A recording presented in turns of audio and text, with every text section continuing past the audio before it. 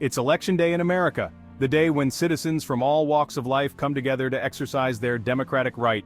Time to plaster on those I voted stickers, a small but proud badge of honor, and pretend we understand how any of this works. The debates, the discussions, the confusion, it's all part of the experience. The air crackles with anticipation. You can feel the excitement and nervous energy in the air. Millions have cast their votes, each one a voice in the grand chorus of democracy.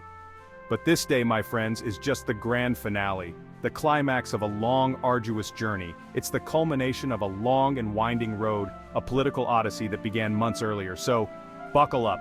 The campaigns, the rallies, the endless advertisements, it's all led to this moment. We're about to take a wild ride through the wacky world of US presidential elections. A journey filled with twists and turns. We'll demystify the Electoral College, that weird thing nobody quite understands, yet it plays a crucial role in deciding the outcome. And explore the power of swing states, not to be confused with swing dancing, though equally dramatic. These states can make or break a candidate. Get ready for a crash course in primaries, caucuses, and conventions, each a critical step in the election process. Words that sound like they belong in a history book but actually determine the leader of the free world. These events shape the future of the nation. It's a process so convoluted, so baffling that even Americans struggle to grasp it. Yet it's a testament to the complexity and beauty of democracy. But hey, that's democracy for you, a system where every voice matters and every vote counts. Before we can even think about the main event, we've got to pick our fighters. This is the crucial first step in the long journey to the final showdown. This is where primaries and caucuses come in. The political equivalent of a family Thanksgiving dinner, but with more shouting and significantly less pie. It's a time when emotions run high, and everyone has an opinion.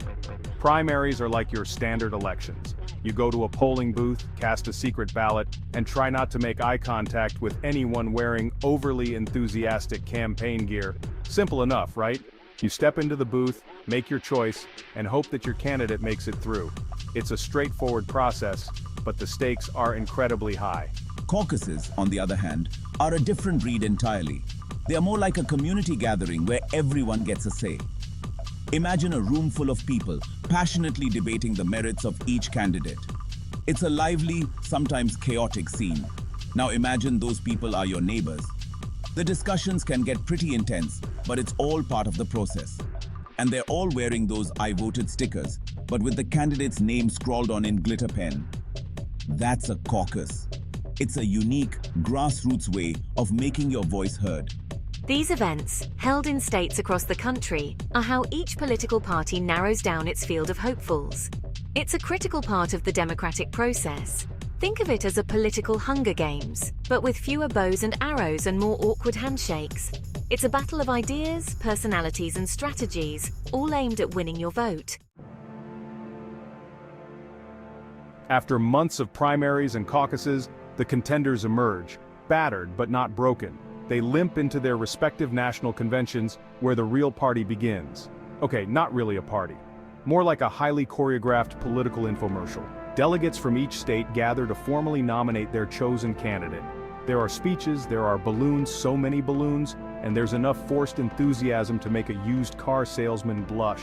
But amidst all the pomp and circumstance, something important happens. The party officially unites behind its nominee. Divisions are temporarily healed, and everyone agrees to at least pretend to get along for the sake of the country, or at least until the election is over. The nominees emerge, battle-tested and ready for the final showdown. The general election campaign is a whirlwind of rallies, speeches, and attack ads so vicious they could make a honey badger cry.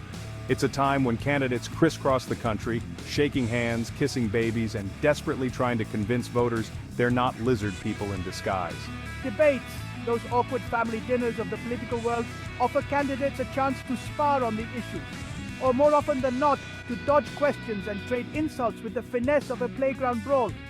Through it all, the media analyzes every word, every gesture, every awkward cough.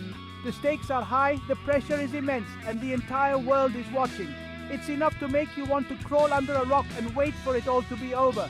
But then, you'd miss all the fun. Section 5, the Electoral College more than just votes. Here's where things get really interesting and, well, a bit confusing. In the US, you see, we don't directly elect our president. No, that would be far too simple. Instead, we have this thing called the Electoral College, a system so convoluted it makes a Rube Goldberg machine look like a child's toy. Each state gets a certain number of electoral votes based on its population. The candidate who wins the popular vote in a state usually gets all of that state's electoral votes. And the first candidate to reach 270 electoral votes, ding, ding, ding, we have a winner. Now, this system might seem straightforward enough, until you realize that it means a candidate can win the popular vote nationwide and still lose the election. It's happened before and it could happen again. Ah, democracy. Section 6. Swing states where elections are won and lost. Because of this quirky electoral college system, certain states hold more sway than others. We're talking about swing states, those battleground states where the vote is always a nail-biter. These states are the political equivalent of that one friend who takes forever to choose a restaurant. Everyone is vying for their attention. Candidates spend disproportionate amounts of time and money in these states, promising everything short of free ponies to win over voters. And why not? A few thousand votes in a swing state can mean the difference between winning the presidency and becoming a historical footnote. It's a high-stakes game of political poker, and the stakes couldn't be higher. After all, the fate of the free world, or at least the next 4 years, hangs in the balance. Section 7. Winner takes all, a controversial system. The winner-takes-all rule, while seemingly straightforward, adds another layer of complexity to the US election system. It means that even if a candidate wins a state by a single vote, they still get all of that state's electoral votes. Talk about a participation trophy. This system has been criticized for giving too much power to swing states and disenfranchising voters in states where the outcome is a foregone conclusion. It's like showing up to a party only to find out they're serving kale chips and lukewarm tap water. You're there, you're present, but are you really being heard? Despite its flaws, the winner-takes-all system remains a cornerstone of American democracy, or at least the version we've cobbled together over the centuries. It's a system that's both thrilling and frustrating, predictable and surprising, and it's kept us all on the edge of our seats for centuries. Section 8. The final count, certifying the results. Weeks after Election Day, when the confetti has settled and the I voted stickers have lost their adhesive, the real work begins. The electoral votes are counted in a joint session of Congress, a ceremony so formal it requires a monocle and a top hat. This is usually a formality, a chance for politicians to wear their fanciest suits and pretend they understand how the Electoral College works. But every now and then, things get interesting. There might be objections, there might be drama, and there might even be a rogue pigeon loose in the Capitol building. But eventually the dust settles, the votes are tallied, and a winner is declared. The new president is sworn in, the peaceful transfer of power is complete, and the country breathes a collective sigh of relief, or lets out a collective groan depending on who won. Section 9. The global stage. America's election, the world's attention. The US presidential election is more than just an internal affair. It's a global event, watched with bated breath by countries around the world. After all, what happens in the Oval Office doesn't stay in the Oval Office. It has ripple effects that can be felt across continents. Trade agreements are negotiated, alliances are forged, and wars are waged, all under the watchful gaze of the American president.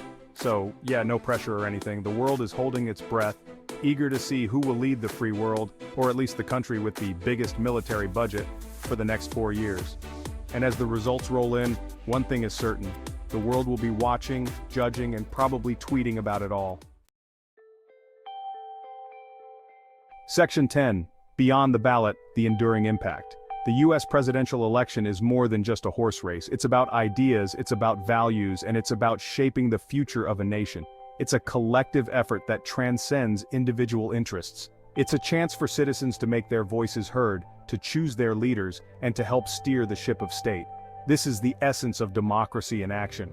But even after the election is over, the real work is just beginning. The election is merely the starting point. It's up to each and every citizen to hold their elected officials accountable, to engage in the political process, and to stay informed about the issues that matter, and to fight for the change they want to see in the world.